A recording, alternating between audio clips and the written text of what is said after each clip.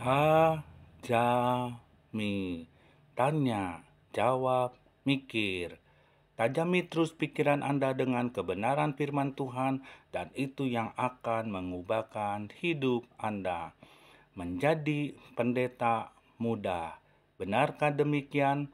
Ini adalah salah satu pendapat seorang pendeta yang mengatakan demikian, yang mengatakan seperti ini, karena ia sendiri mengalami di dalam hidupnya.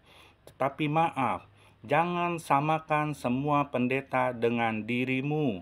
Apa yang disampaikan tidaklah semuanya benar.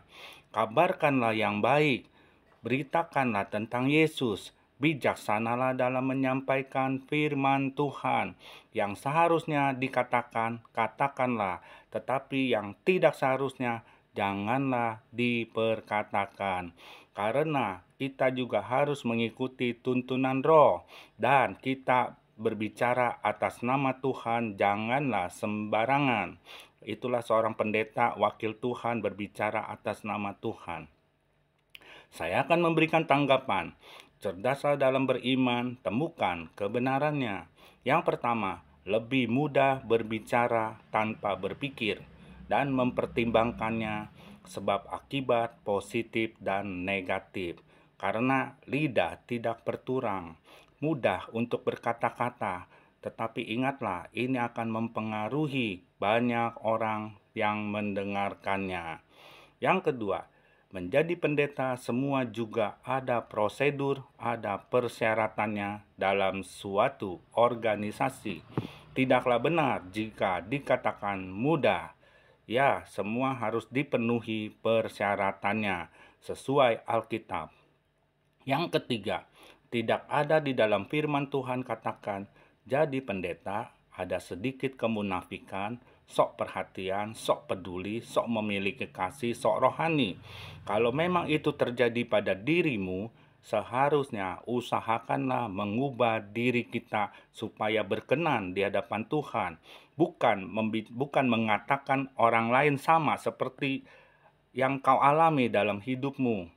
Seorang pelayan Tuhan atau seorang pendeta haruslah seorang yang tulus hati, seorang yang rendah hati, penuh kasih, penuh pengabdian, menjadi teladan, dan tidak munafik. Jika ada kemunafikan, itu namanya seorang Farisi, bukan seorang pendeta.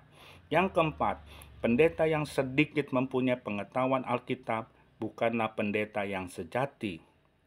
Walaupun sudah dilantik, dia harus banyak belajar Alkitab supaya dapat menyampaikan kebenaran, dan pendeta seharusnya tidak boleh kalah dengan jemaat Tuhan dalam pengetahuan Alkitabnya.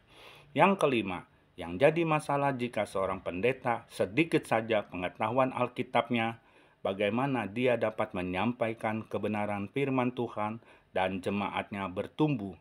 Jadi seorang pendeta dia harus belajar terlebih dahulu, menggali kebenarannya, menemukan makna kebenaran di dalam firman Tuhan terlebih dahulu. Barulah ia menyampaikan kepada jemaat Tuhan. Jadi bukan asal berbicara, harus sesuai dengan tuntunan Roh.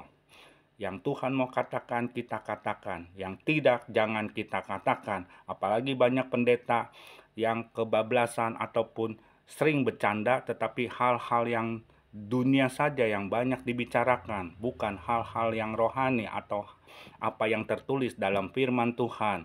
Ya, itu akan memuaskan telinga yang mendengarnya. Yang keenam, asal tahu saja, pendeta sebagai pemimpin di suatu gereja itu mempunyai pengaruh atas pengerjanya dan jemaatnya, atas bawahannya. Jika pendeta modelnya A turun ke bawah pasti A. Jika pendeta modelnya B turun ke bawah pasti B. Jika pendetanya manis mulut turun ke bawah pasti manis mulut. Jika pendetanya munafik, jadilah kumpulan orang-orang yang munafik. Jika pendeta rohnya menyala-nyala, ini yang akan membangkitkan Tuhan. Ini yang Tuhan kehendaki. Ingat, urapan datang dari atas. Yang ketujuh, sangatlah disayangkan jika sudah menjadi pendeta tetapi membahas Alkitab tidak sesuai dengan kebenaran firman Tuhan. tidak seharusnya berbicara dengan pikirannya sendiri, pendapatnya sendiri. Seharusnya firman Tuhan saja yang diberitakannya, Yesus saja yang diberitakannya, bukan yang lain, bukan membicarakan hamba Tuhan atau pendeta lainnya.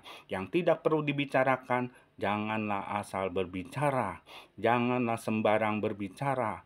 Panggilan Tuhan kepada kita menjadi saksi Tuhan, bukan tukang gosip, apalagi menjadi pengejek-pengejek akhir zaman.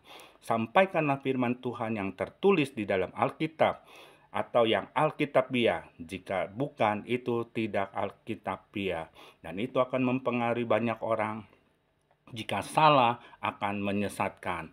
Apalagi jika ia seorang yang berpendidikan, bergelar Master Teologia. Biarlah bicaranya sesuai dengan pendidikan akademisnya. Tuhan memberkati.